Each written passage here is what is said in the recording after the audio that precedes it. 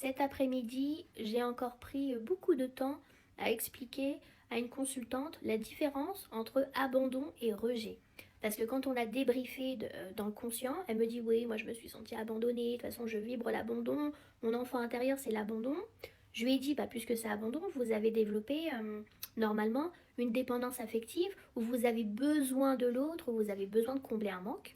Et ma consultante, elle me dit, j'ai pas l'impression d'être en dépendance, au contraire, je suis une solitaire. Moi, je suis plutôt du genre à m'isoler, je suis bien toute seule, j'aime pas être trop dans les groupes et j'ai des amis, mais pas tant que ça. J'ai pas ce besoin de l'autre, j'ai pas besoin d'aller combler l'autre. Donc là, je me suis dit, ah, c'est pas abandon, hein. Donc elle était vachement surprise parce que même dans plein de thérapies, machin, on y a toujours dit abandon, abandon. Je lui dis, mais vous, c'est pas abandon. Je lui dis, vous, c'est rejet. Elle m'a dit, mais c'est quoi la différence? Je lui dis, mais quand vous êtes rejeté, vous êtes une fuyante.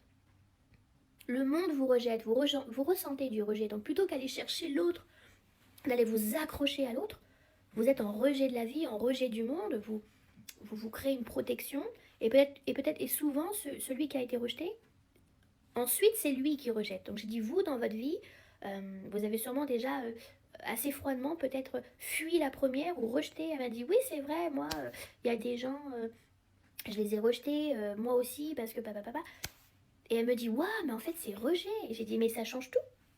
Mais oui, ça change tout. Parce que madame abandonnée, c'est madame dépendance affective ou madame qui a besoin de l'autre ou madame qui s'accroche à l'autre. Madame rejetée, c'est l'inverse. Je fuis le monde, j'ai peur des autres, j'ai peur qu'on me rejette à nouveau. Et du coup, puisqu'on me rejette, je vais créer une blessure d'amour de moi. Parce que si on m'a rejeté, c'est que je ne suis pas bien, c'est que je ne réponds pas aux attentes, c'est que j'ai un problème. Donc, problème d'estime de soi aussi avec la blessure de rejet. Donc il faut toujours se poser cette question. Est-ce que je suis plutôt madame abandonnée ou plutôt madame rejetée par rapport à mes comportements? Ce sont mes comportements inconscients qui viennent m'aider à mettre le bon mot sur ma bonne blessure.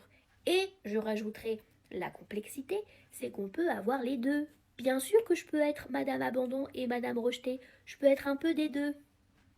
Ah, mais il y en a forcément une qui va prédominer dans mes comportements et dans mes énergies. Et bien ensuite, dans la thérapie, il va suffire d'aller se poser la question, qui m'a créé cette blessure? Est-ce qu'on me l'a créée? Est-ce que je l'ai héritée? Est-ce que c'est vraiment la mienne?